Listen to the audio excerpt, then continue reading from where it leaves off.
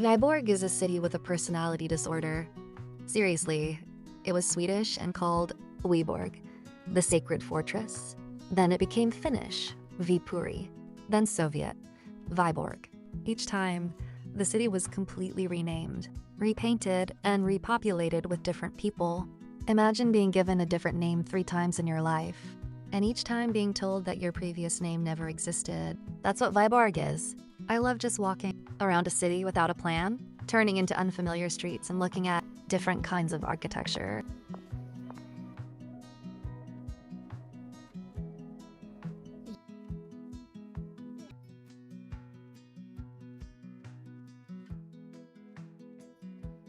In Vyborg, this is especially important because wherever you go, you'll find some kind of beauty. A hidden little detail, a fresco, a very old door. It's incredibly inspiring. Do you know what feels strange? I walk through this city and realize that it is alive. There are people here, shops, cats, schools. Life goes on. But underneath this life, there is another life that was simply painted over, restored, and covered up. Yet the walls still remember everything.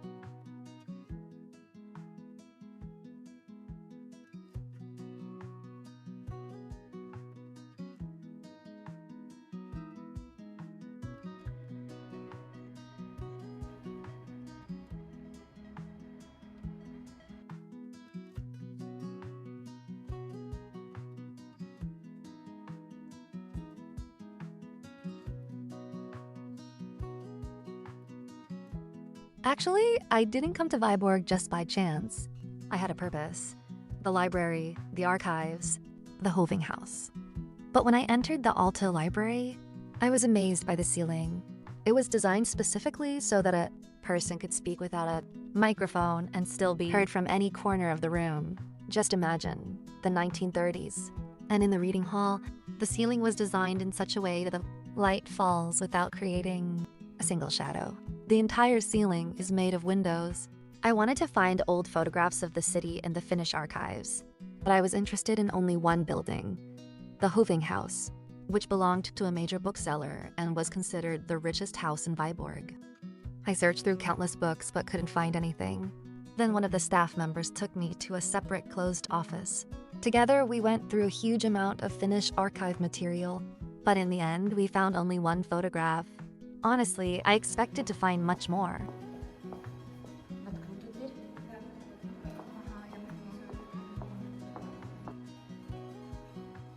Here I found old records, and I was really surprised. I asked if readers could take them home with them, and they told me no. The record player is kept inside the library, and I can choose any record I want and listen to it there. This is what the Hoving House looks like today. Once it had fireplaces, frescoes, stained glass windows. It was one of the most expensive houses in Vyborg. It survived 2 wars, but it did not survive indifference. In 2010, a fire broke out in the building and the entire roof burned down. The house could have been restored. It was still possible to save it, but no one did. And that is what destroys heritage. Not bombs, but people who simply don't care. Because buildings don't disappear only because of time or wars. Sometimes they disappear because nobody chooses to protect them. Here we came to have lunch at a restaurant called Søren Knudsen. He was the founder of the city. I ordered Finnish fish soup and a salad. Overall, the food was quite good. The only thing was that we were sitting in the basement and it smelled a little damp there. Plus, there were spiders. The food itself was actually very good, but the prices were quite high.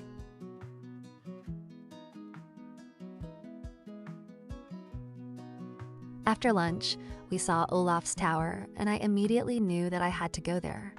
But I forgot to take into account that I'm actually very afraid of heights. On the way, we met a cat named Filimonov.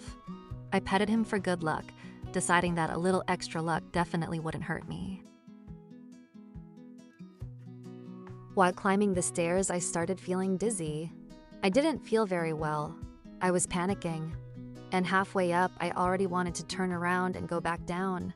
But at that point, it felt embarrassing to give up, so I kept climbing.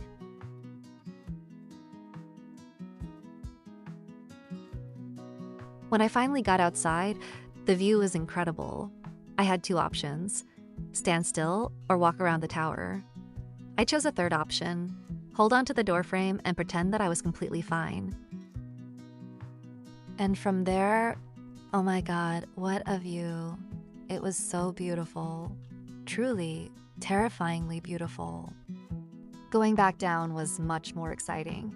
On the way up, I was driven by curiosity, but on the way down, I was driven by fear and a strong desire to get back onto solid ground as quickly as possible.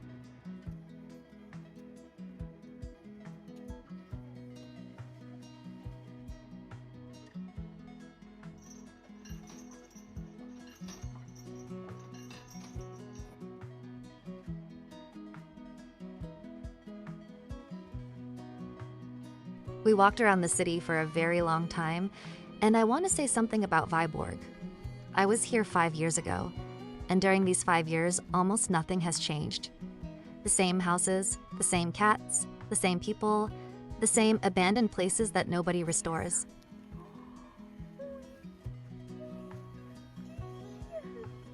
Ты только не укуси меня, я боюсь, ты такой ласковый. Умненькая, ты он или она? Ты чё такой большой сладкий котик? Ай, ай, ай, игрулькин. Of course, somewhere things are being painted, somewhere something is being repaired, but overall the city is slowly disappearing into decay. And it honestly makes me sad, because with such a rich history, we are not preserving this history. Actually, I made this video not so that you would just listen to me, but so that you could look at this city with your own eyes. Just allow yourself to feel it. Vyborg is not a place you need to read about. It is a place you need to see.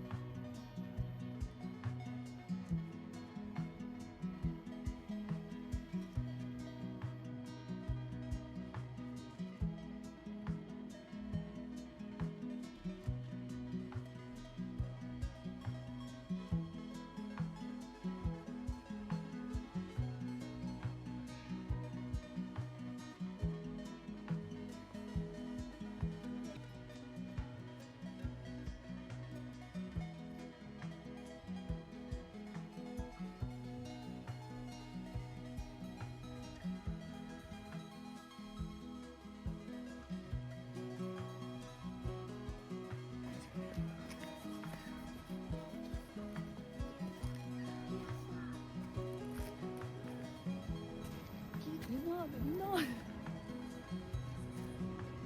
Их кормят тут. Интересно, если я подойду, он меня испугает?